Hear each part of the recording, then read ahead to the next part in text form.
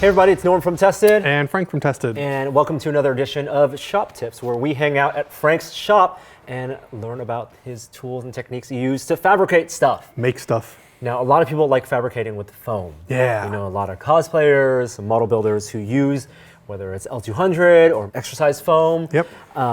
But how do you cut it? Well, people like Bill Duran and Evil Ted, they use a box cutter, which is awesome, and they can kind of resharpen it as they go. So I like Persona blades. What the heck is a Persona blade? It's similar to a regular razor blade, but it's skinnier and longer. Oh, okay.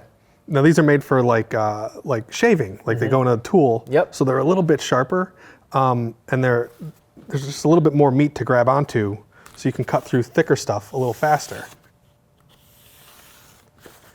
But another cool thing you could do is you can actually bend these things and do like weird cuts. Like if you need to take like curved cuts out of things. You can route Yeah. the edge of a piece of foam. Yeah, so you can do some weird stuff with these Persona blades that you can't do with a regular razor blade. Got it, or a box cutter. Yeah, or a box cutter. Now, in addition to, I'm sure you have a big stash of these Persona Yeah, blades. it's a disposable item. As soon as it starts not cutting really good, you get rid of it and you get a new one. And I would imagine you use those for big cuts to start. Yeah, but even more so, I like the bandsaw. Bandsaw Yeah. for cutting foam. Yes, bandsaw for cutting foam. Seems a little bit overkill.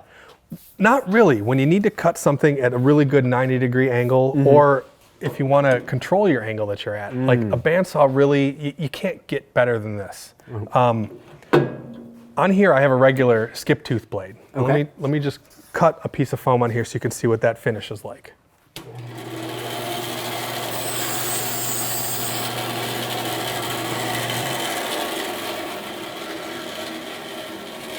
Yeah, the edge is pretty jagged there. Yeah, so that's pretty jagged. I don't like that. That's not good enough for me. So you swap out to a different blade on your bandsaw Yes. when cutting foam. Yeah. So if you go on a website like McMaster-Carr, they have these scalloped blades, which is basically like a razor blade in a bandsaw blade. Wow, all right. So we're gonna swap that into your bandsaw and test cut some foam. Yep.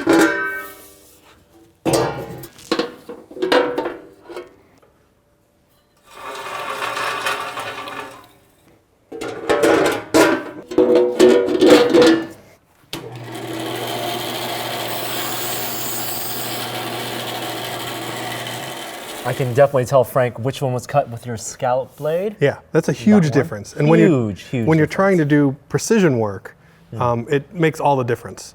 And it doesn't matter how thick foam you use, that's the blade you're going to use. Yeah, it's just a much better blade. I've heard people that try and run the foam backwards through their blades. It doesn't really work the same. But yeah, these scallop blades are really kind of where it's at. All right, a bunch of different ways to cut your foam for fabrication, whether you're using a box cutter, X-Acto, scalpel, Persona blades, razor blades, or with a scallop bandsaw blade. Very cool. We'll be back with more shop tips in another episode. Until then, love to hear your own shop tips, no matter what type of shop you work in the comments below. And Frank and I will see you next time.